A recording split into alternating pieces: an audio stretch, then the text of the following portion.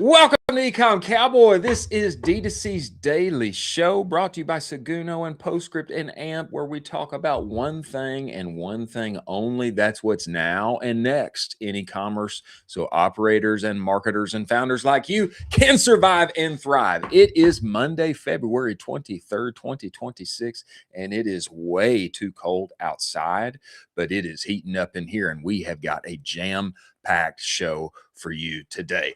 Walmart has released some exclusive data that people who use AI users who use their native tool Sparky to build their baskets are spending upwards of 35% more than those who don't. Is there some secrecy for us to learn and take away from that? Is there causation, or is this just correlation? We shall see. We're going to dig into it. Consumer psychology trends of 2026 have dropped, as communicated to us via our friend Sarah Levenger, and come to find out, we may be overstimulating our potential customers to aversion rather than conversion. And Cody Plofker, CEO of Jones Road Beauty, has agreed with Taylor Holiday on the internet. And the big question is the internet healing? Do we all finally agree on everything inside of D2CX? We shall see. As always, I am joined by my partner in crime, Colin Doherty. Colin, get in here, sir. Get inside of this show. Yes. Let's go. Wish, there it is. There it is. Let's go. There it is.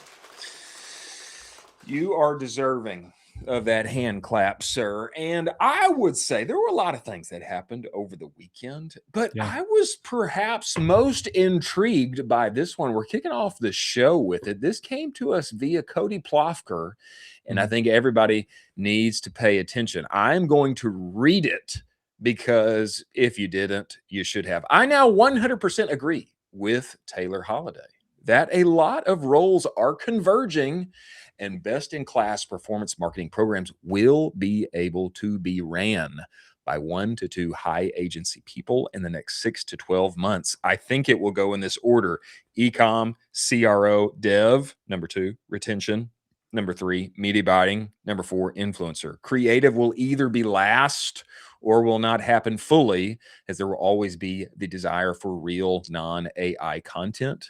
That will get much stronger due to AI. I'm losing sleep over this. Wow. I'm losing sleep over this. If you work in one of these departments, I would take note and do everything you can to learn the new skills needed. I would take note and do everything you can to learn the new skills needed. Colin, I have been concerned about this and saying this ever since we started this show, because this is real. It is upon us. If Elon were here telling us, he would say the singularity has come. The best performance marketing teams in the world very soon will only need a person or two. A person or two.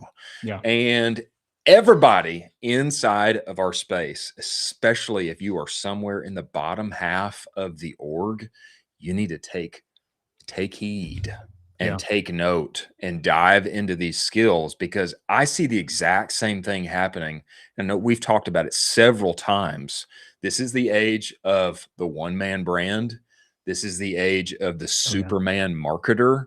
I think if Taylor were here with us, he would call it a profit engineer. And he has a special way to spell profit that is an acronym related to what he often describes. But nevertheless, these roles, they're all getting combined, and the very best among us will soon be able to replace an entire team with a team of agents imbued with their philosophy and able to run things at scale for a brand and multiple brands that used to take teams of people. Do you see this happening right now? Do you think there is indeed an urgency to take warning and get into the skills and Claude Code and start stacking one's capabilities?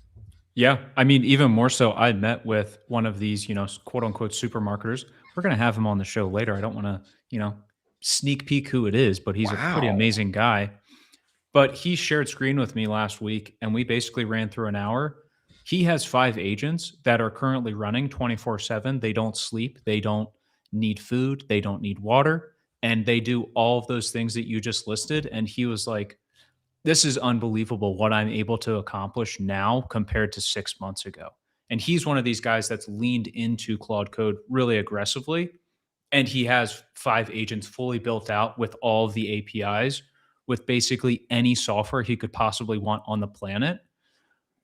It's pretty crazy. I mean, to say that all 4 of those are going to be one person in a matter of 6 months is not a crazy thing at all to say. And I mean, there is one caveat to that where the real human made content will be a gold mine where that's going to be extremely valuable. I don't know how we're going to differentiate between the two.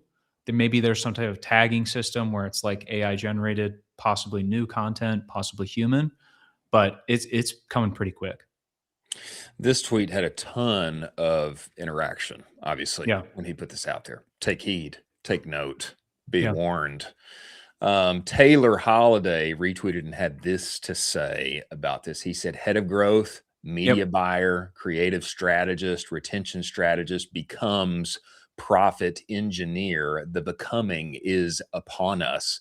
And I think this is totally the case. It honestly, it leans into what Rock Hladnick was on here talking with us about when it comes to, he was simply speaking to the treasury manager, but I think that's part and parcel and a great descriptor for what this becomes. If your specialty has been media buying, if your specialty has been creative strategy, if your specialty has been retention, ultimately you are going to become a one-person team that is engineering profit across the spectrum of the entire business. And the sooner you can do that, the more valuable you'll become. I think the concern is, number one, not paying attention at all and simply saying, I'm a specialist, and a specialist always going to have their place. I'll be the best in the world, and I'll continually have a place of employment simply because I am a specialist and I am the best. I think the risk of that is you probably aren't. As good as you think you are and as good of results as you have in your past, you're probably not all you cracked up to be, all that you think that you are. And so being able to widen that skill set, I think in the next 6 months is crucial, You're probably not as good as you think you are. Number two. Yeah, go ahead. Also, that person has to eat and sleep and go have a social life. Exactly. The agents do not, my dude. They do not. 24/7, pulling insights, pulling everything back to you. If I'm going against the best in the world and my agent can simply work so many more hours, eventually at some point he's going to catch up to you. And I think this is a great point because a lot of times the rule of thumb will be, the AI, the agent is pretty good. Give me about 85% of the way there. Well, let's say that you're 97% in your performance. Yeah. If 85% works 24 hours a day, they will eventually overtake you. They will. They will. They will eventually overtake you. 100%. And so one must become a maestro of the machines very quickly. Yeah. So that's number one. You don't take the bet. Number two, let's say you take the bet, but you take it too late. Let's say you wait and you delay. Okay. Well, it very well could be, guys, that in 6 months, in 9 months, there's Marketer OS that is released by Anthropic. Okay. and now the ultimate machine, the super intelligence machine, is Yeah. now managing all of the agents. The time is now. Okay. Yeah. If you don't take the bet now, problem. If you take the bet too late, problem. The time to show the real progress for I can do this and I can do it for you. It's now. It's now. Oh, I mean, really, it was 3 months ago, but Yeah. now it's even more pertinent now. And if one doesn't, I mean, there's a real possibility of being left behind. I would say if you're concerned, you need to take some AI bets and you need to take some anti-AI bets. You need to position Yeah. yourself as able to maestro the machines, and you need to position yourself in what Cody points out here, in a place that allows you to operate in a space that the machines will not ultimately ever overtake. Perhaps and that means being on camera, being able to talk, being able to go live, not just create the campaigns for the thing, but then become the talent that fulfills those campaigns. I think there's real opportunity there for adding an additional edge, you could say, in this all-encompassing one-man marketing team, Superman marketer. You think there's validity to that, being able to be on screen, not just have your agents write the script, but then become the talent to fulfill the script? Do you think there's validity there? Yeah, I mean, at the end of the day, people are going to want to connect with people. That's a really big piece of this. The other really big piece of this that I think we're kind of brushing over a little bit is someone needs to be the gut test for if the tools are overhyped or actually genuine. So, business owners and founders need to have someone to go to and be like, hey, I saw this thing get released over the weekend. Is this legit or not? And then there's this guy who is basically inundating himself with tools all the time, who becomes a very reliable source where he's saying, it's a lot of hype. It's not quite there yet. It's pretty cool. What you're doing is actually totally fine right now. I'll let you know once that model changes and we kind of go to the next level. And I think that person, that kind of curator of best in class tools to be using right now, is a really interesting type of thing to do in regards to consulting as well.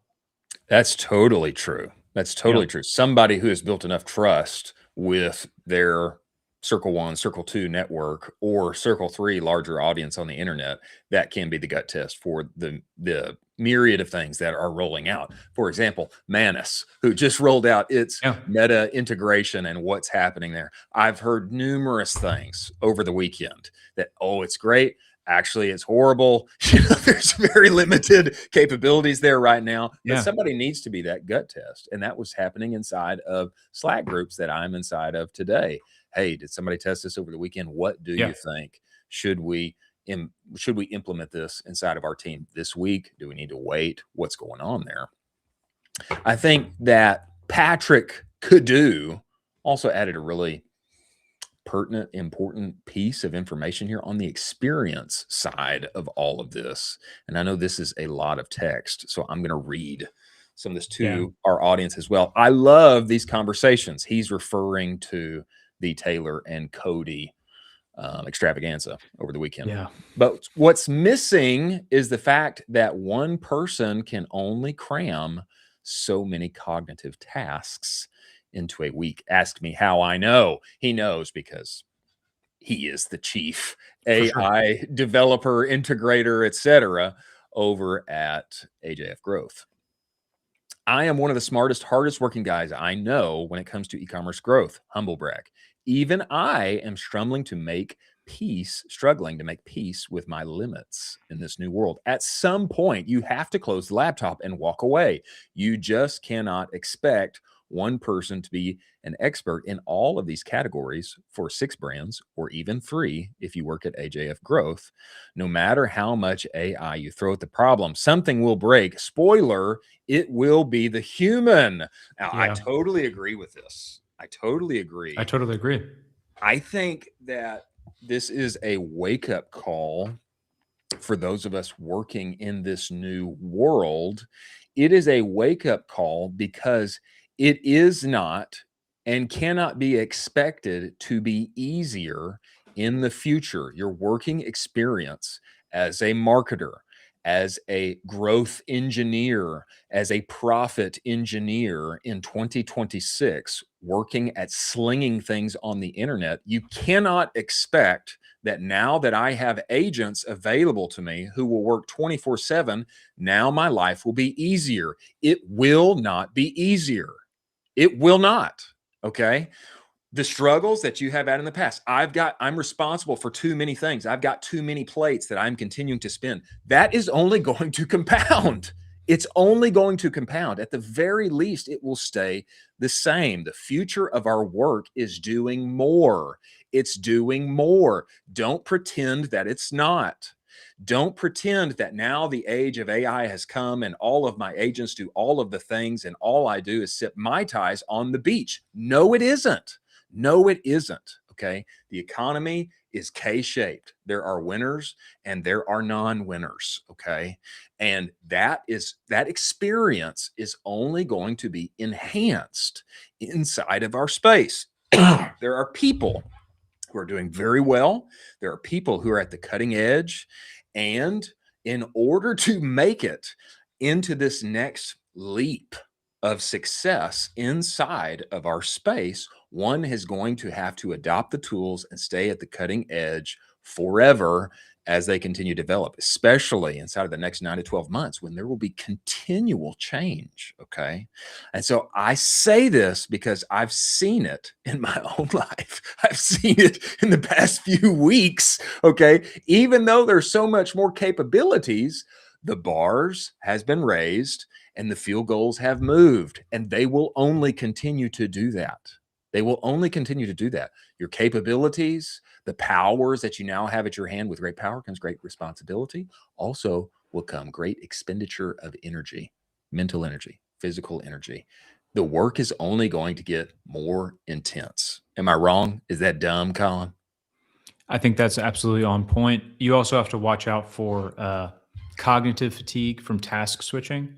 So switching from multiple tasks back and forth that are completely unrelated tasks is really taxing mentally for people. And so if you're constantly doing that, eventually, by 12 p.m., you're going to be absolutely cooked.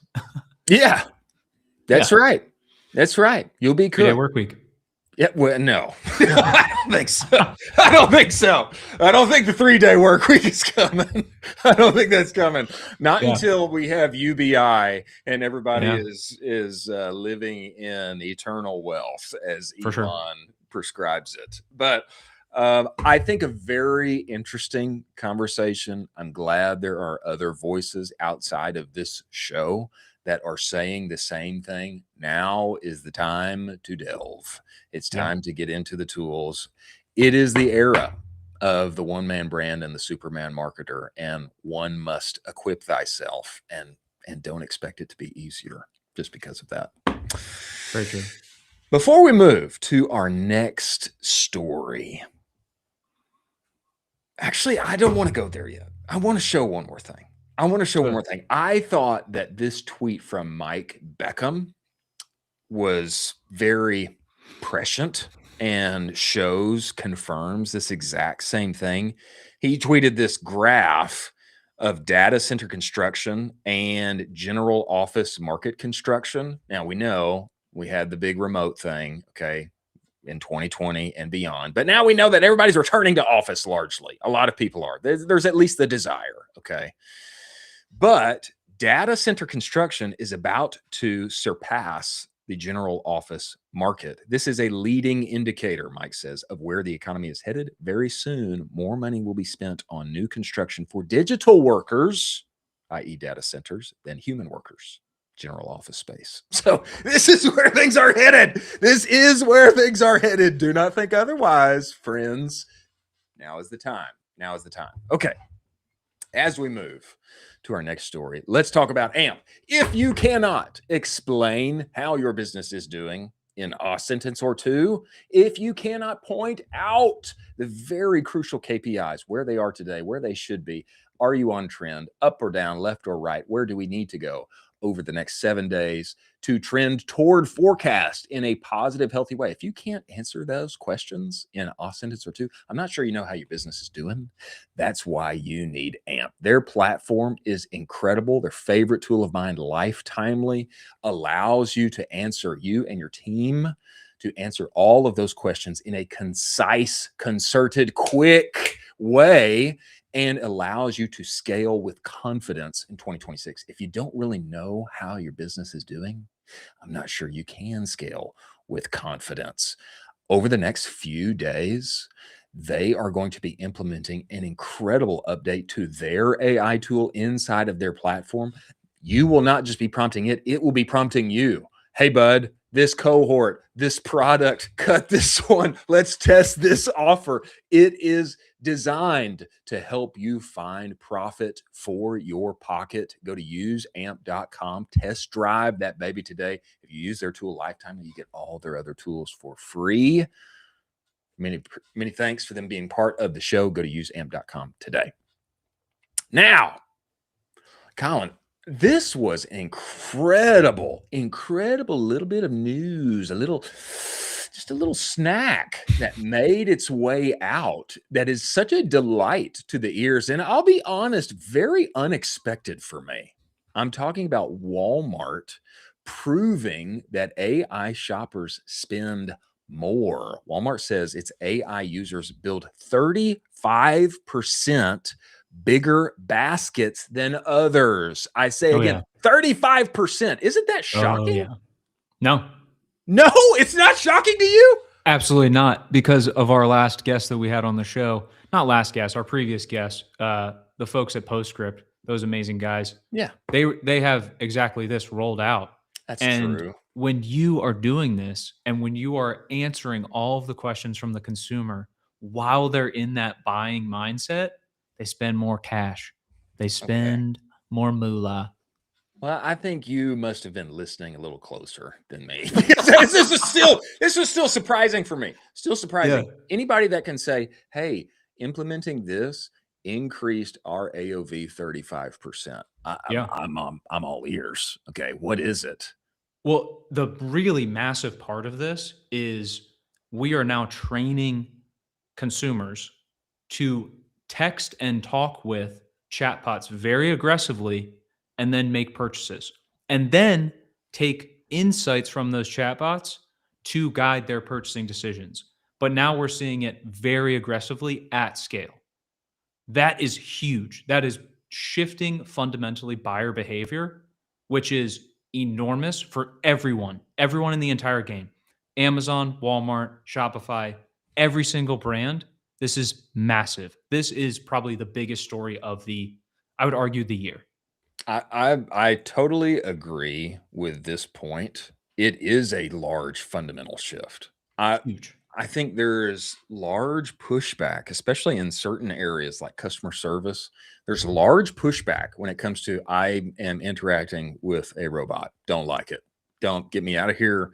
Please let me talk to a human. Please, I'll pay you money if you let me talk to a human. Now, can I press 0? How fast can I get to somebody who actually has blood flowing in their veins?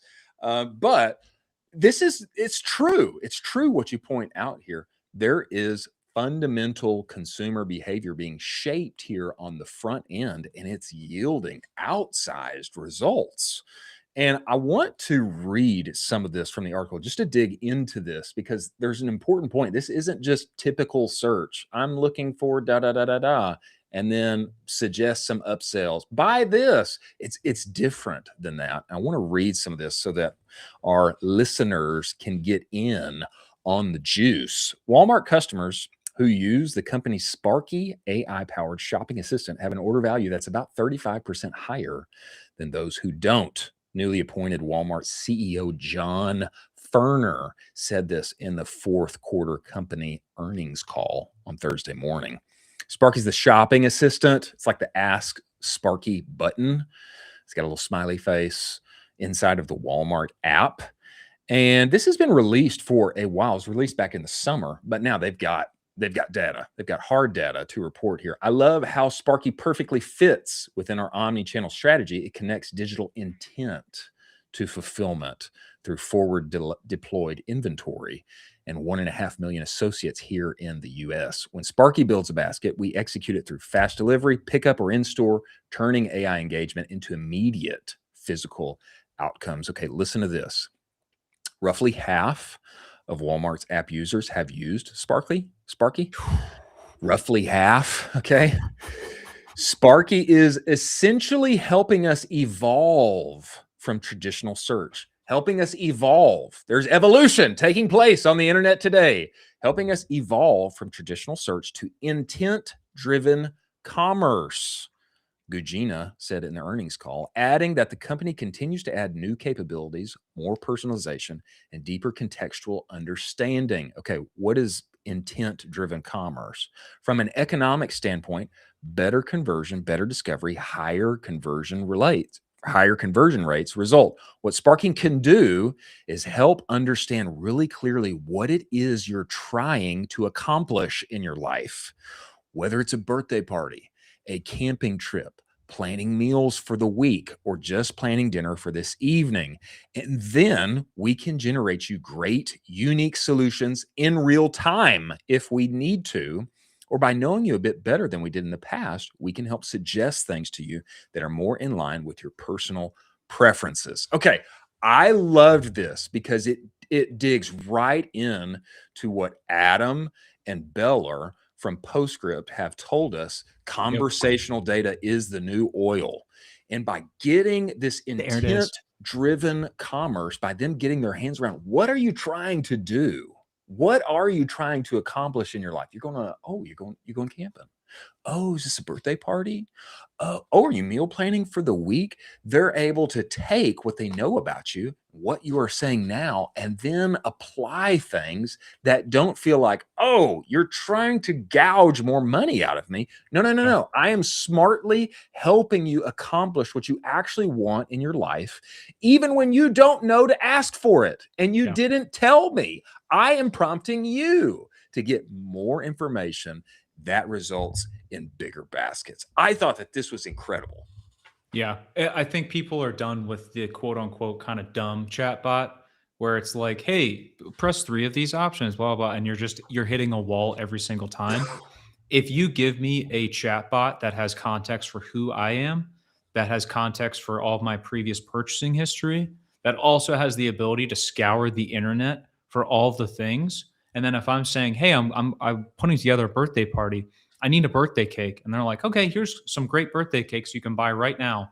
Oh, by the way, would you want some candles with that too? Also, would you maybe want some birthday wrapping paper or, a pinata? And then you go, I didn't even think about that. That would be awesome if we threw a pinata for this thing too.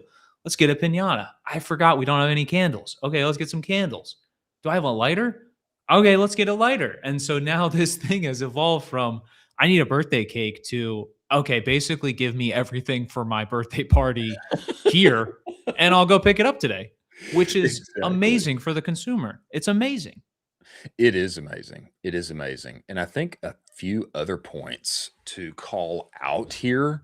Well, you tell me on the execution side. On the execution side, we've really gone from just being able to suggest a few things and upsell to gaining more information and then being able to apply physical execution to the whole thing. So if you've got a birthday party and it's tomorrow, then maybe you need an upsell for we deliver it to you. Maybe exactly. See, there's this whole physical side that comes into this that I think it increases that basket value. And then the customer doesn't walk away with, oh gosh, I got really squeezed on those upsells on the outro process of this purchase. No, they come away with, wow, that was so smart and helpful. I'm glad that I interacted with that. I need to come back and do this more on the backside of this. My question to you is, how do you think that brands inside of our space can appropriate the learnings here from Walmart, the results that they're seeing? How can they appropriate that neatly in a kind of crawl, walk, run way on websites today? Oh, that is the $1 billion question, honestly. If you can figure this out, and then I think leaping off of that is somehow figuring out a data piping situation, some type of data piping API mechanism that can then enrich your ad platform. So say you get all of this beautiful juicy data from Sparky or from, Shopify, MCP, or all these things, you're pushing it back to your Facebook ads manager, you're pushing it back to your Google ads manager, all of the platforms, to then enrich those customers even more. Now imagine that across 100,000 Shopify brands off of all the data points being created for that individual customer. That is a very enriched profile at that point. I think we need to issue an open call here, and you can bring us back together, Carson.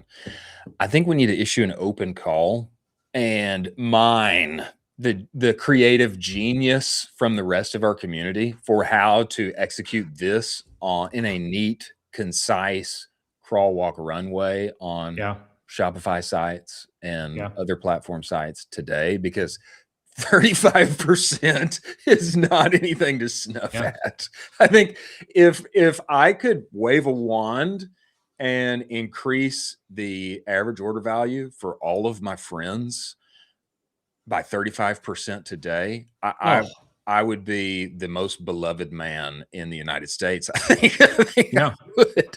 So I think there's something here. I think probably start with AI Shopper and keep going from there, because it's the case. Conversational data, it's the new oil. Walmart is seeing the fruits of it, and we need to roll this thing out everywhere. Same with Amazon too. I mean, we haven't touched on Amazon at all, but there was a huge report for Black Friday, Cyber Monday, where basically 75% of the customers were using their exact Rufus AI, which is basically their version of this, to make purchases for Black Friday, Cyber Monday. That's crazy. That's crazy. It's crazy. Before we move forward to our next story, let's talk about Postscript. Postscript is an amazing, amazing company inside of our space. Why, Chris? Because they focus. They are all SMS all of the time. And I know probably the solution that you're using today does about 6 or 7 things all in one go for you, but those kind of higgledy-piggledy tools always result in kind of higgledy-piggledy results. There's a reason why when you make the switch to Postscript, who only does SMS and obsesses over it, there's a reason why when you make the switch, people on average see a plus 22% increase in revenue. Now, I didn't see that. I saw a whole lot more. We went from making very little to almost nothing on SMS to being a top 1% account on the entire platform inside of a year. And I'll give you the secret. Okay. I just did what they told me to do. Sometimes you got to be humble enough to just lay down your plans and say, what do you think I should do? Let me try that. That's the perfect part of Postscript, is not only will they show you the way, but they'll help you get the results. Go to postscript.io/SMS-benchmarks. You are going to get, hey, my vertical, our revenue band, what's normal for me to do on SMS. How can I get there? You talk with Postscript, they will help you get there. Many thanks for them being part of the show. Now, as we move forward, Sarah Levenger, who I would consider, we just had her on the show actually on Friday. Yep. I consider her to be the psychology savant inside of our space. And she had an incredible thread, although it was not technically a thread. She had an incredible thread on consumer psychology trends for early 2026. She got 4 points here. One of them I find fascinating, and we'll double click on it. But let's get into these and just read through them, because they're fascinating to me. Based on new data and behavioral trends from late 2025 and early 2026, here are 4 studies on the U.S. market you're going to want to know about. Number 1, we just touched on this. The failure of agentic AI in trust building. Everyone is rushing to replace customer service with AI agents to save costs. I think it's one of the natural kind of Yeah. first knee-jerk places to implement AI. However, 2026 Qualtrics research shows this is backfiring. Enthusiasm for AI driven support has dropped significantly. 53% of consumers now worry that AI support poses a privacy risk, and trust in AI only interactions is eroding. Now, I will say there have been some impressive tools that have come out as of late for Sure. calling AI on the phone where there's no more lag and they sound very human and all the things. I have not had enough experience with that as of yet, but I will say I have been many times very frustrated with typing into some chat support, and Yeah. I just want to talk to a human. It For some reason, when it comes to I have a problem and I'm trying to get it solved, I just want to talk to somebody with flesh and blood as quickly as possible. Do you see that on your side experientially as well? Yeah, absolutely. But I think that AI can be whitelisted for these types of things. And at the end of the day, these companies are going to be focused on the wallets at the end of the day. And so we just showcased, Rufus AI. We just showcased the main AI bots that are driving really incremental cash revenue. And so, yes, there could be fears, but this is America, baby. We vote with our wallets. We vote with our wallets. And so that's not going to matter. It's only going to get better over time. And so that is going to slowly reduce even more. And then the AI is going to get better. Wallet span is going to get even bigger. That's going to be nothing. It seems like at least on the front end of shopping, there's not only no problems, but Yeah. increased expenditure and pleasant experiences. So I Yeah. think on the front end of the shopping experience, everybody's happy. Give me more context-rich AI to help me, and I'll Yeah. give you more money. I do still have some question on this backside. I'd actually be interested to talk. We need to talk to some people inside of this space, customer service, customer Yeah. experience, particularly. I'd be interested to double click on that. Number two, divergent consumption. This is really the case. I really feel this one. Number two, divergent consumption, the death of the middle class funnel. Traditional marketing still assumes there's a standard customer journey, but 2026 RBC and Numerator studies show economic bifurcation has already been established. The US market has split into two completely different psychological profiles. We've touched on this many times in the show, with high income households spending on investment gains and luxury resets, and low income households leaning towards value seeking products and brands. This group is also using buy now, pay later for essentials like groceries, clothing, and household items. There's a lot of conversation around this. The value is accumulated at either end of the Sure. spectrum. We see Goodwill winning. We see people doing thrifting, winning on Whatnot and in other places. And then, of course, there's still the behemoth of our economy. It's people Yeah. who actually have extra capital to deploy, and they're buoying everything up because they still got a lot to play with.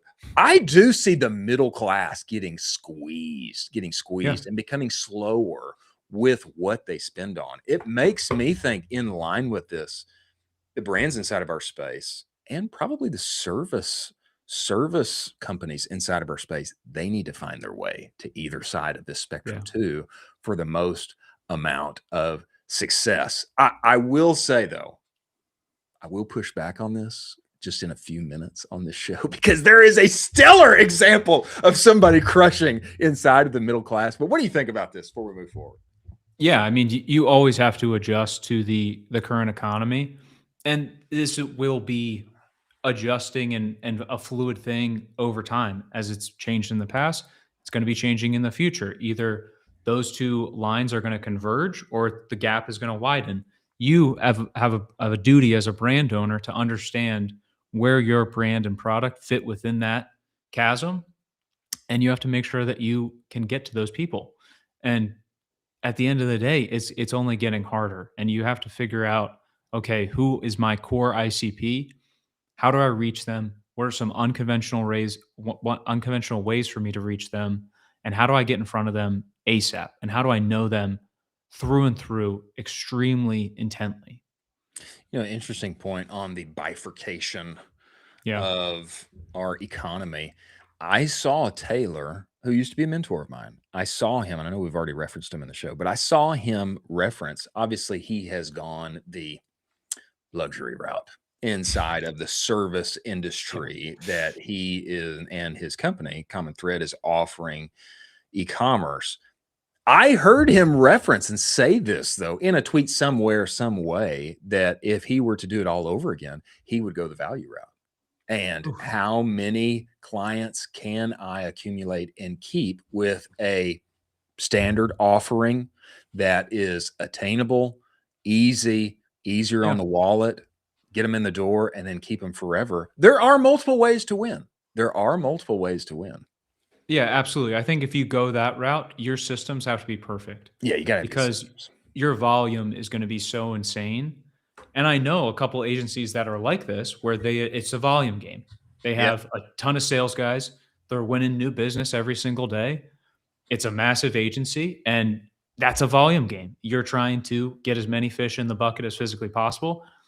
I know the flip side. I know a ton of agency owners who are like, we have 3 clients. We charge Yeah. $300,000 a Right, quarter, right. and you talk to us 3 days, and that's it. And we're gonna make amazing stuff for you. Yeah. And you're just like, okay, that's Yeah. another Yeah. that's another completely different angle. Got it. Number So ways to win. Number ways yeah, to win. Number 3, I find this interesting. I'd love to get your thoughts on this. New EEG and brainwave monitoring studies from 2025 and 2026 suggest that our yeah, brains are hitting a sensory ceiling. A sensory ceiling. Very interesting. Subconscious emotional factors drive 95% of purchases, but facial coding data shows that high engagement ads are now causing GSR, galvanic skin response spikes. You ever heard of that? I've never heard of that before, no, but it's worded in such a way that I automatically believe it. Okay. Galvanic skin response, which indicates stress, not desire. Do you see brands perhaps currently overstimulating their customers into a state of aversion, not conversion? And number 4, I think coincides with this, the frugal optimism and slow living counter trend. While D2C brands are currently obsessed with speed culture, same day delivery, 15-second TikTok hooks, get them in, get them in, get them in, a massive psychological pivot is happening towards slow consumption. 2026 Hootsuite and Interactive data show a dominant shift toward cozy and calming vibes across markets and demographics. Gen Z in particular is actively trying to spend less time on devices, moving away from addictive content. And actually, we have seen people's time yeah, on social going downward. So I think there's a lot to this. I don't think this is just, kind of research, waving of the hand. Here's an interesting point. I do think there is substance to this. And you do see these kind of trends where creators who are really slow and you can't understand why they are so popular in the midst of the dopamine terror that's going on inside of everything yeah, else we watch.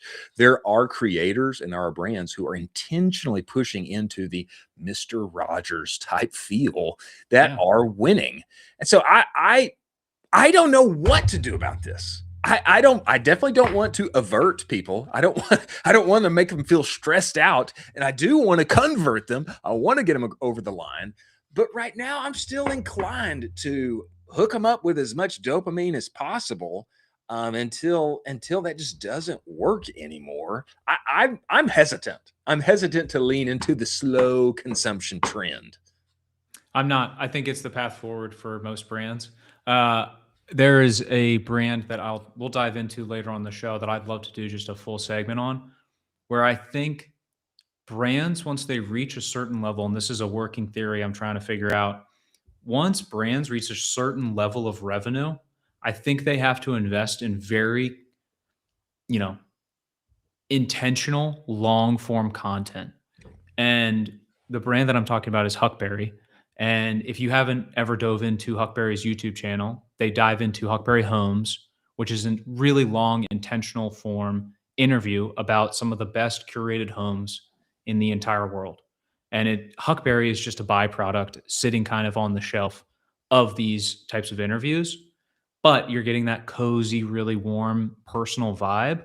I think all brands should be doing this once they hit a certain revenue channel, once they hit a certain revenue threshold. I don't know exactly what it is. I'm kind of messing around, maybe $50 to $60 million. That this should be mandatory. They should be doing this intentionally, and we can dive into it later on the show. But it's worth checking out. Sidebar, great idea for the brand that you and I will start together someday. That's just rolling off the tongue right now. Sure.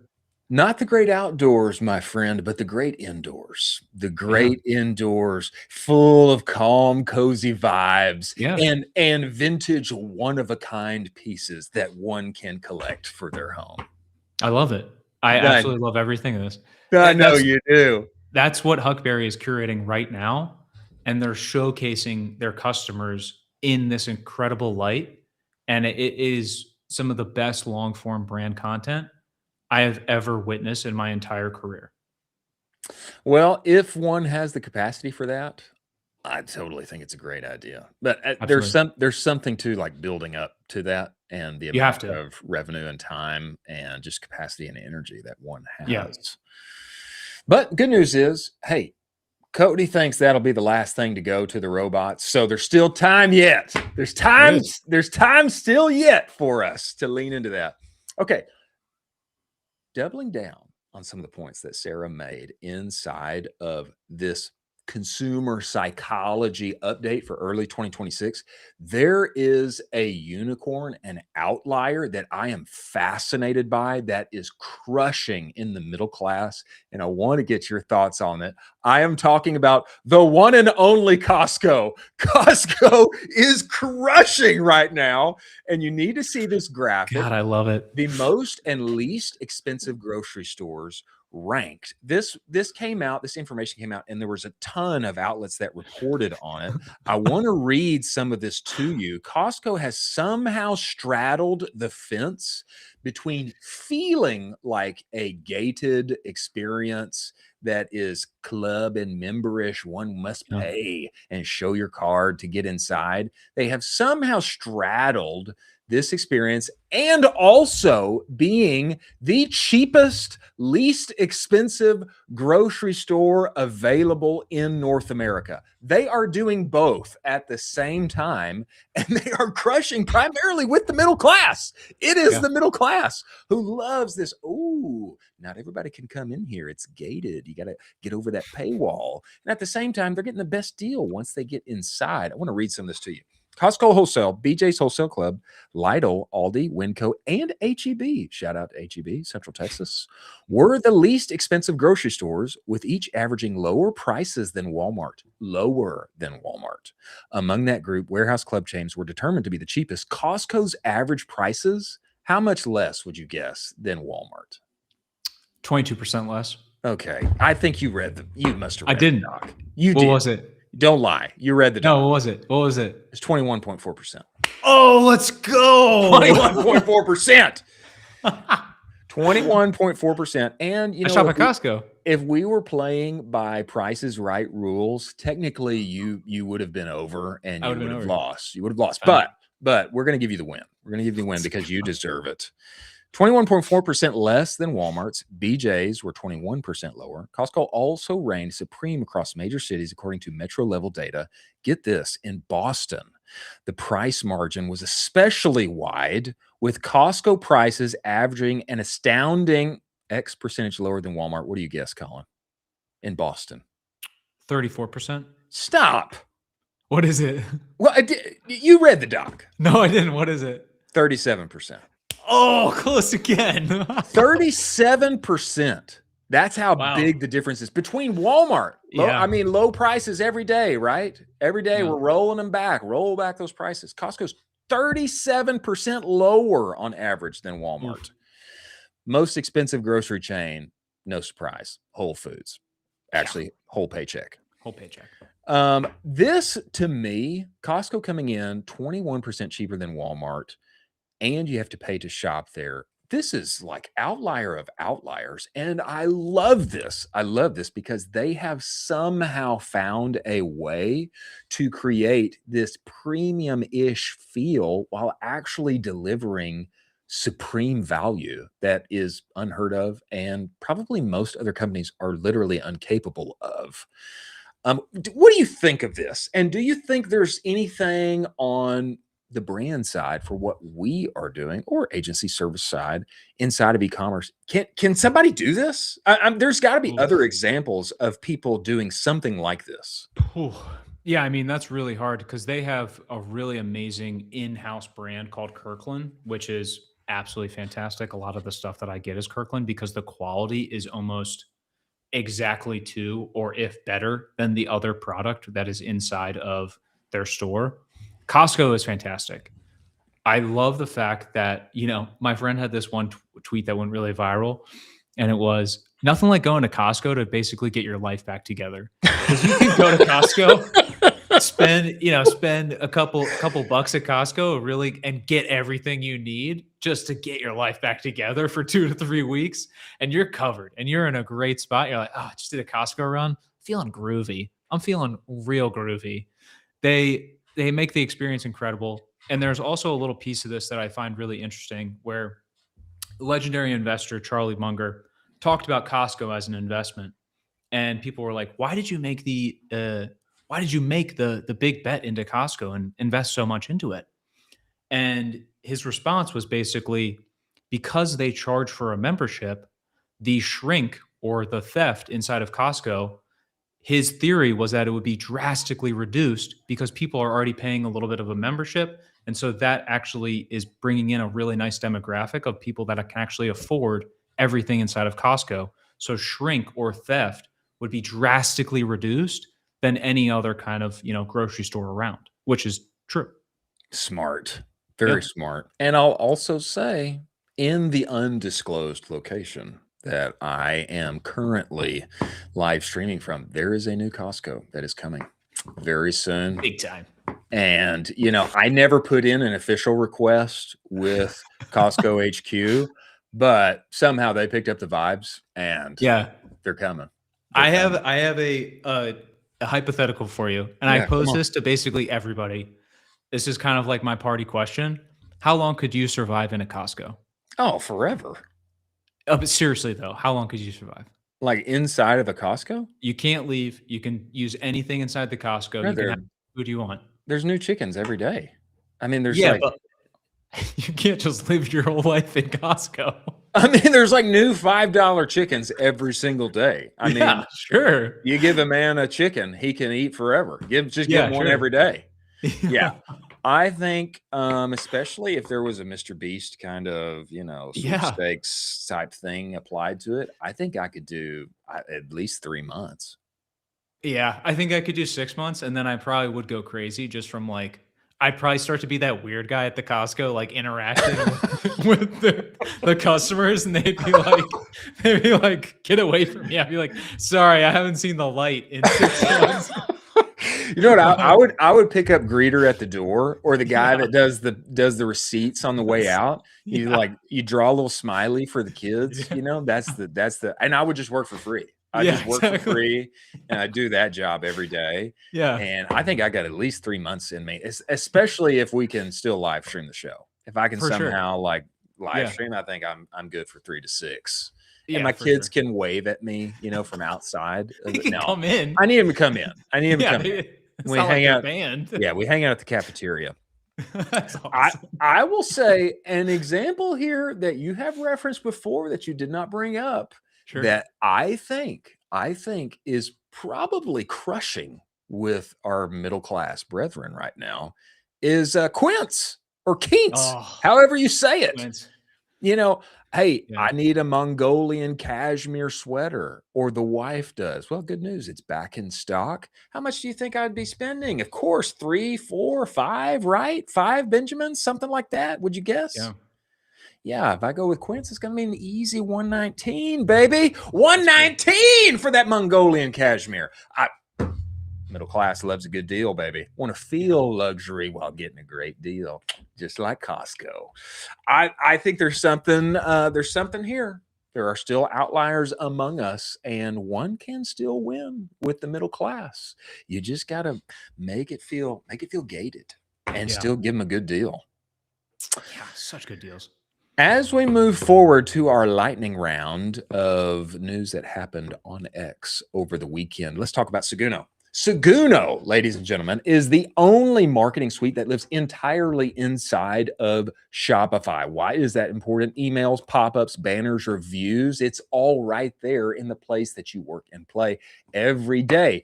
That is important because it means your Shopify data is the data. You do not have to rely on some duct tape together integration that actually is not accurate when you compare apples and oranges. This is email 3.0. Your data is all right there and accurately represented.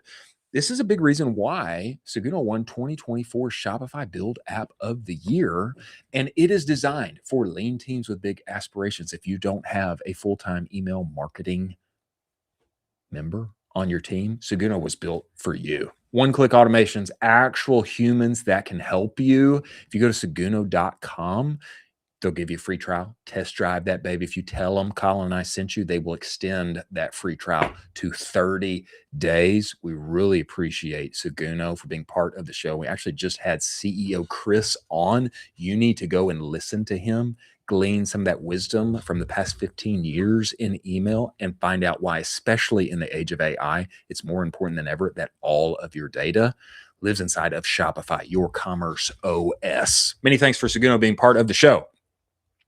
Now, Shopify did go down over the weekend on Friday. I don't know how long. I think it was just a couple of hours. This came to us from Ash over at Obvi, and he's saying, "Hey, is Shopify down? People cannot select shipping. This is mucho problema." But thereafter, a quick workaround. You know, the great thing about what we do on X and every day and in every way is that the community is quite large and people will find a way to continue to sling their widgets on the internet. Ash said this: go to your shipping profiles, re-enable anything that looks like it was disabled. We had 0 orders come in for 2 hours, fixed, and immediately orders started coming in again. Colin, your thoughts on this? Oh, it's stressful. Stressful. I'm so glad I'm not a brand owner, because that is wildly stressful. Imagine it's the weekend and you're hanging out and you're like, "Oh, let me dive into this movie with the kids. Yeah, Let's rock and load." It's Friday, baby. Yeah, you get a text from your co-founder and you're like, "Hey, Shopify's down. No orders coming in." Cortisol through the roof. Yes, cortisol maxing. Yeah, cortisol spike. Yeah, cortisol maxing. You know, it's time for somebody to gesture max so that your cortisol spike can go down. I will have to say, thankfully, I was not responsible on this Friday for anybody's Shopify stores going down. I was not responsible. I was thankful for that, but nobody likes to see it. Good news is we're back up and running again. Location fees on Meta are coming. This came to us from Rock Haladnik, and everybody knows if you want to know what's coming on Meta latest, you got to follow him or David Herman. A surcharge on ad spend for specific countries, similar to what Google does, coming soon to Meta. Stand by for more details. Now, people asked which countries. He said the UK, France, IT, I think he means Italy here, and AT. I don't know who AT is. Do you know who AT is? I don't.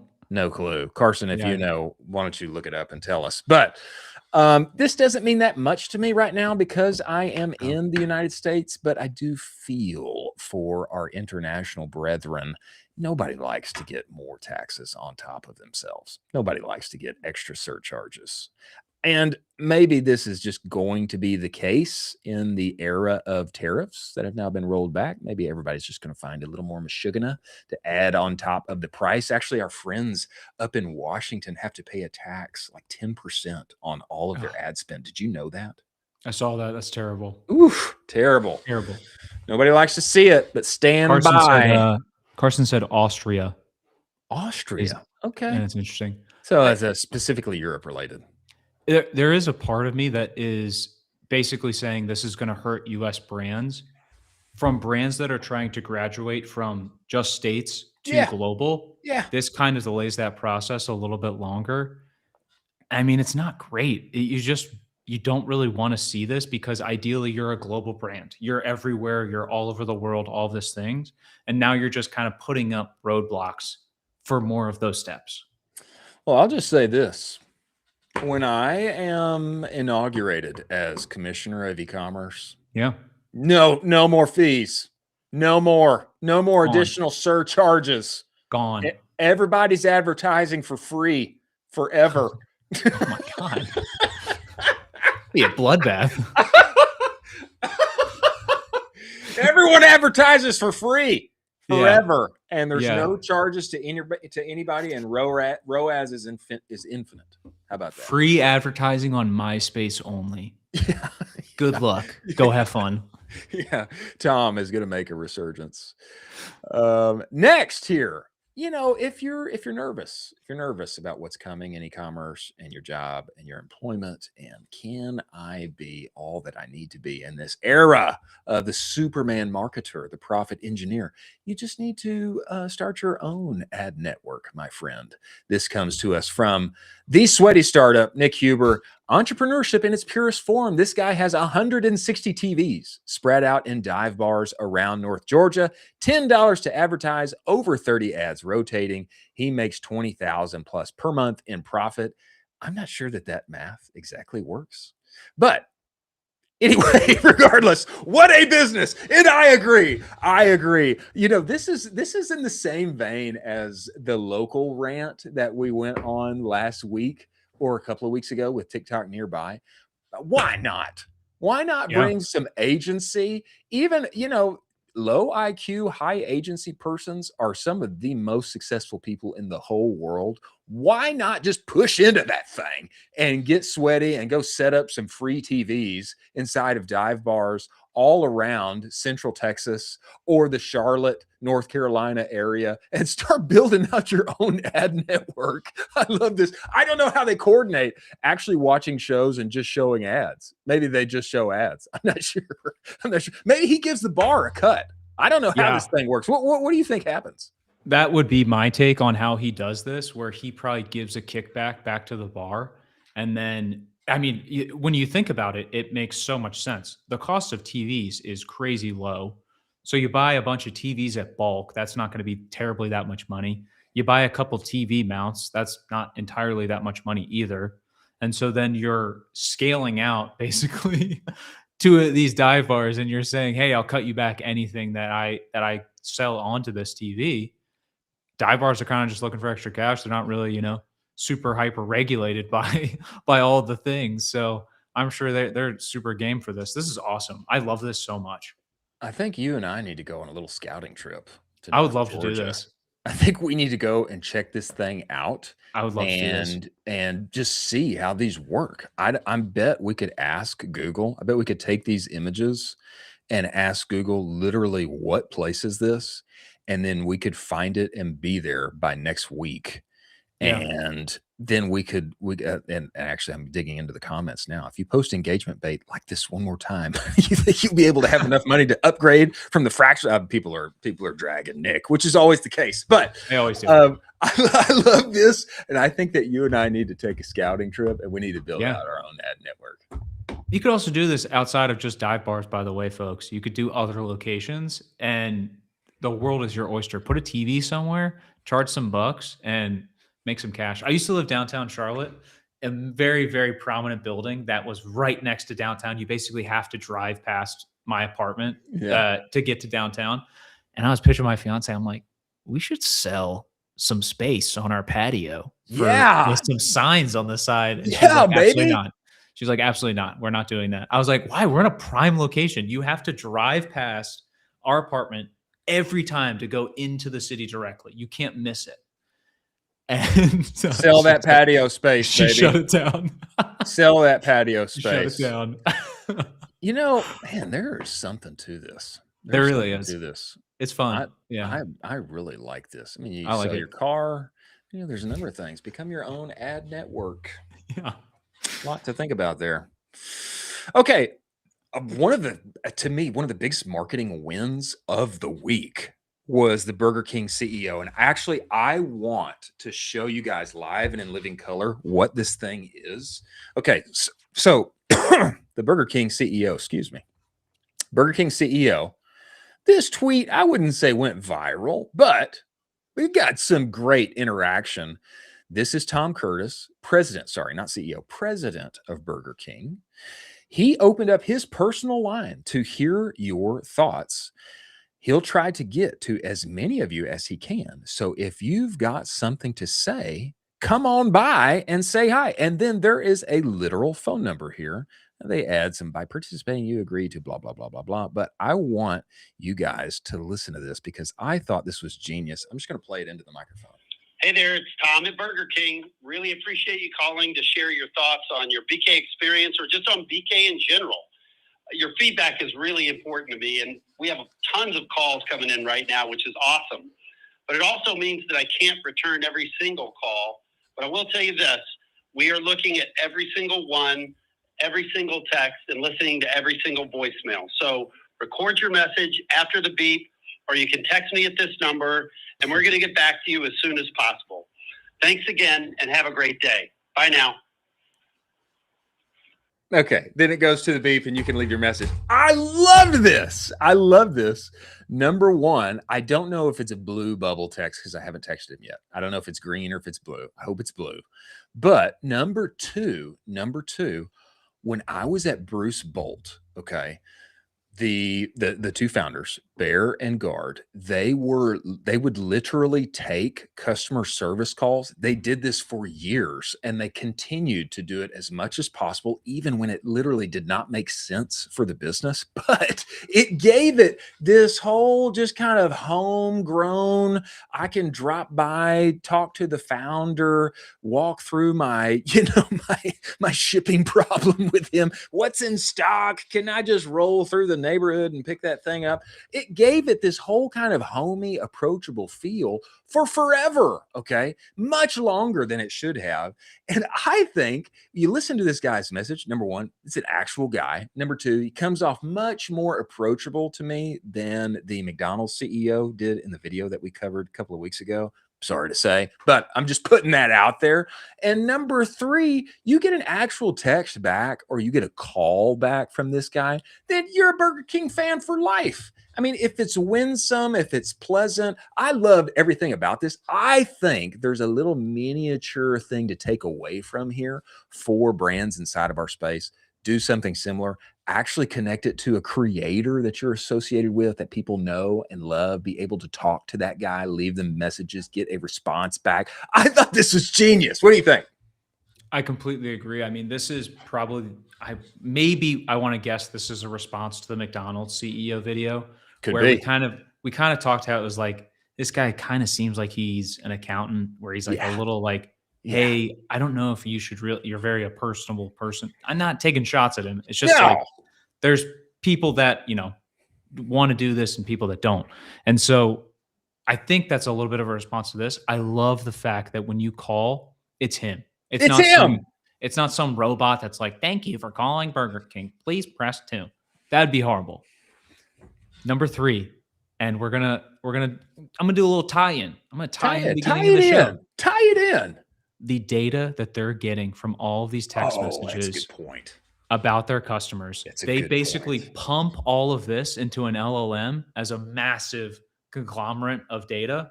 You got to filter some select stuff out of there that's probably being received. But this is going to be a massive treasure trove of data that they're collecting and then pulling insights from. And it's only growing, which is absolutely incredible. Plus, you're going to get all this voice data, which is very easily, you can easily just translate that to text. So you get both the text data, you get the voice data, translate that to text or a transcription, feed it through. Now you have really great files. That is a great point. And I totally did not think about that. Hey, this thing is like a big data collection deal that they can feed into qualitative data, survey, blah, blah, blah, build out a big thing for their various LLM AI capabilities. I didn't even think about that. Also, the amount of phone numbers they're collecting is absurd. That they can text true. at this point, because that's the terms true. that you're agreeing to. That's a great point. They're just collecting a massive email, a massive SMS list overnight. Super smart. Yeah. This is a great execution. I say even more firmly now that people need to copy this for their D2C brand. If your founder is not that hot and sought after, go find a hot and sought after person that is somehow associated with you and make this thing happen. I would love if, I'm going to say a D2C darling in our space. Hexclad should do this with Gordon Ramsay. With Gordon Ramsay! You can text him and say, hey, I have some cooking questions. Text me. All right, I'll answer them. This would be goated. Crush. This would crush. Imagine Gordon Ramsay sending you back a video response and being like, hey, mate, and maybe roasting you a little bit and being like, why are you asking me how to make a grilled cheese? But he'll give you some cool responses. You'll get some great content. His TikToks where he replies to cooking videos that tag him, they're hilarious. Oh, they're the best. They're hilarious. You just proved the point where like he's a perfect person for this, where he has already publicly interacted, obviously, with the general public a ton. So he's trained for this already. This would be a perfect person. It's time. It's time. Connor, we call upon thee. It is time to roll this baby out for Mr. Ramsay. Let's go. It only makes all the sense in the world. Wow. Yeah. That was some juicy gold there. For sure. Last story of the day, meme of the weekend. And this comes to us via David Herman, although he is not the creator of this meme. This actually was done by a brand. It's done by Dunkin' Donuts, or the more modern version, just Dunkin'. Okay, American skates on Dunkin'. And yes, we are referring to the massive gold medal wins for the United States over the weekend, both the men's and the women's teams. American skates on Dunkin', 9,990 Dunkins inside of the United States. Hockey gold medals too. And then for Canada, 0 Dunkins and 0 hockey gold medals. Let's go. Dunk, baby. A little dunk action. America! I love this. I had no clue there were no Dunkins in Canada. It's a good call out. I like it. I like Dunkin' inserting themselves into this in like the perfect way for the zeitgeist. Just where this is like, it's a great way. And also you get that, if you're an American, you have that American sense of pride where you just like, we just won some gold medals. Yeah. So it's shareable. It's awesome. It's cool. It's like, yeah, let's go. I'm going to go get some Dunkin' later. And I think even our Canadian brethren would appreciate this meme. Yeah. Even if they got Tim Hortons. Yeah, they got Tim Hortons, even if they cried a few tears as they saw this meme. My 3 favorite Canadians, by the way, number 1, Wayne Gretzky, the great one. Great guy. Obvious. Yeah. Number 2 and number 3, I'm unsure of how to rank them, but it is the one and only Toby and Harley. That's number 2 and number 3 for me. Wow. Yeah, Nice. Yeah. Good picks. Greatest Canadians of all time. You? Probably Ryan Gosling. I'm going to throw him. Is Ryan Gosling from Canada? No. Ryan Reynolds is Canadian. Maybe Reynolds. Justin Bieber. Justin Bieber's Canadian. The Biebs, yeah. The Biebs is Canadian. That's an interesting one. Yeah, he's got to be up there. That's some good. Those are some cool Canadians. I mean, Gretzky. Maybe Cody Ko, a YouTuber. I like him a lot. I've never heard of him. A different demo. It's cool. Different demo. Wayne Gretzky, I think, should be in your top 10. I mean, he's probably a top Canadian of all time. That's what I'm saying. Exactly. Yeah, he's a top Canadian of all time. Exactly. Biebs definitely belongs up there. I mean, Will Arnett. Okay. Canadian comedian. Big fan. Big fan of Will Arnett. What about Tom Green? Is Tom Green from Canada? I think Tom Green is from Canada. Do you know the name Tom Green? You should if you don't. Yeah. He's the reason the Joe Rogan podcast exists. I think that's right. I think it's right.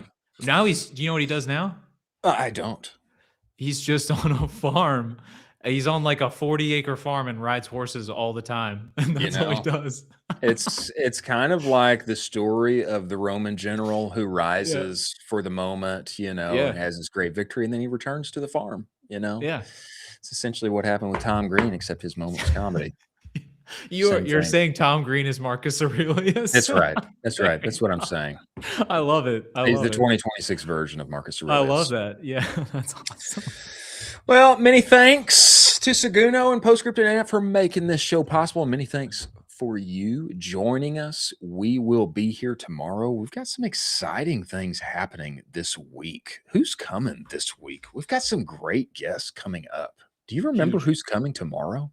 Oh yeah, I'm not going to spoil it. We have some crazy guests this week. We also have some crazy guests next week too. You're just going to keep it secret from everybody? Everybody. Wow. Okay. Well, hitters. Fair enough. Hitters only. Hitters only on the Ecom Cowboy Show. Many thanks for you joining us. We will see you tomorrow. We'll see you on the other side. Thank you.